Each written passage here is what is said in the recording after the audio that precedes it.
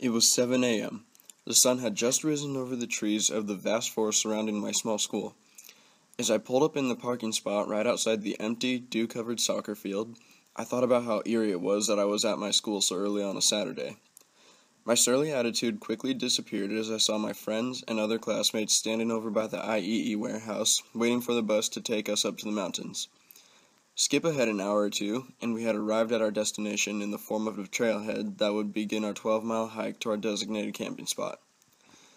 My group, the last of 4 groups to depart on the trail, waited eagerly with our packs on our backs to begin our journey. As we took our leave, our feet set to work and took on the persona of a trail horse, always moving forward and never stopping. It took us about 6 hours to walk up the 12-mile pathway that seemed to have an incline the entire way there. Our campsite, called Obsidian, was surrounded by trees, and when the sun set, the golden rays shot between the trees, illuminating everything in sight with a deep, yellow light. It gave golden hour a whole new meaning, and when the sun set, the moon and stars illuminated the night with their celestial glow. Only when the cold overtook the heat and forced us into our tents did we finally give way to the sleep to prepare for the next day.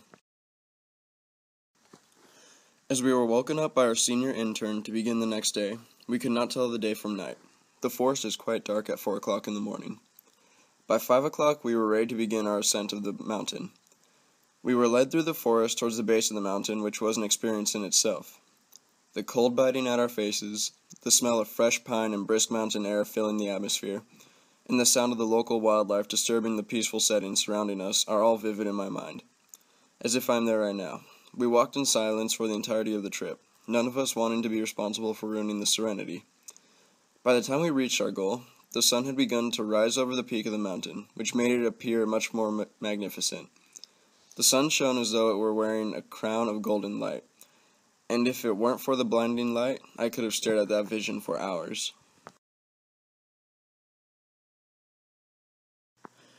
We met our guide, who would lead us around the crevasses that were hidden beneath the glacier sheets of ice, about 200 yards up the mountain. At this point, the serenity had left, and we were exposed to the violent side of nature. Despite the clear, blue skies and beautiful sun, the mountain offered little more to us than chilling winds whipping past us at 75 miles per hour, and an icy surface below us which would use the wind's speed to sting our faces with small bits of ice and rock. For 4 or 5 hours, we fought against the wind, which seemed determined to hurl us off the mountainside, until at last, after pushing ourselves to our limits, we got to a point where the mountain no longer rose above us. We had reached the summit. Imagine being able to see everything for miles, and for one time in your life, not seeing a single object in view that was taller than you. That is what we saw on top of the mountain. There are few greater feelings than being taller than a mountain. It makes you feel as though nothing can stop you, and I experienced this feeling of invincibility for just one moment. Although we stayed at the summit for a good 40 to 50 minutes, it felt like I was only there for seconds. As we began our descent, the sun also began its descent, to give way to the night sky once again.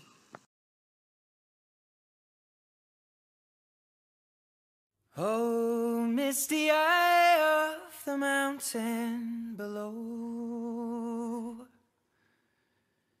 keep careful watch of my brother's souls. And should the sky be filled with, fire and smoke, keep watching over during suns.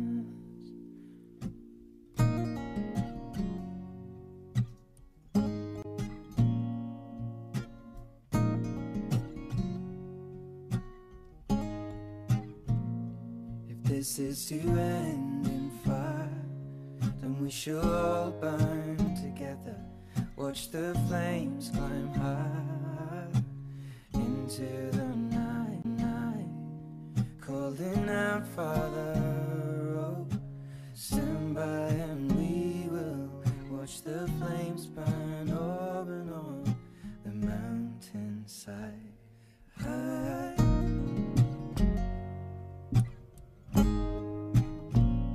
die tonight, we should all die together. Raise a glass of wine for the last time.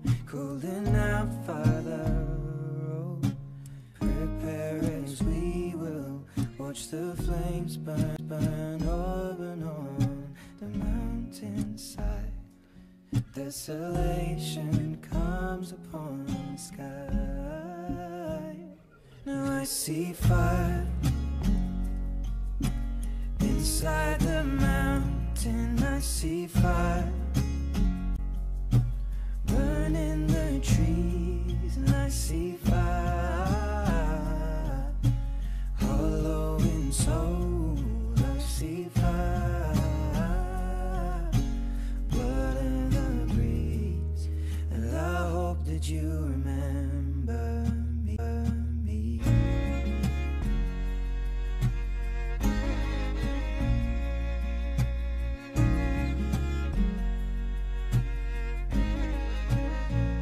Oh, should my people fold, and surely I'll do the same. Confined in mountain holes, we got too close to the flame. Calling out, Father, oh, hold fast and we will watch the flames burn open on the mountainside. Desolation comes upon the sky. Now I see fire inside the mountain. I see fire burning the trees, and I see fire hollow in soul. I see fire,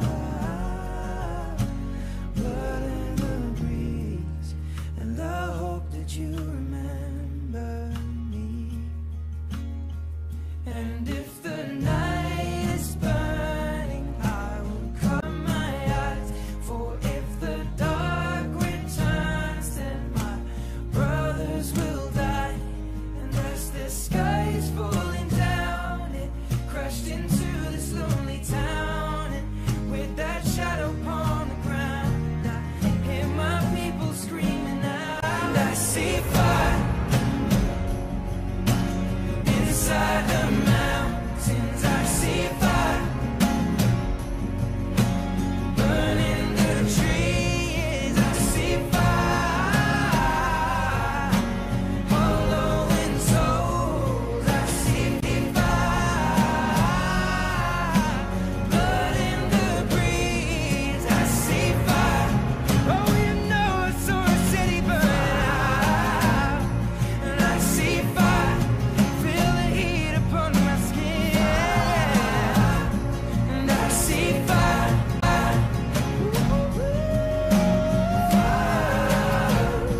and I see fire burn open on the mountainside.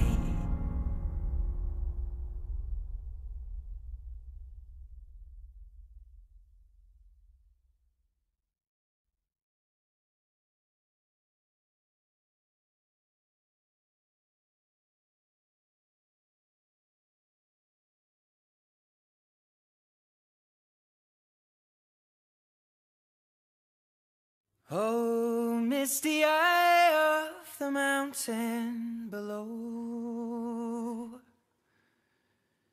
keep careful watch of my brother's souls.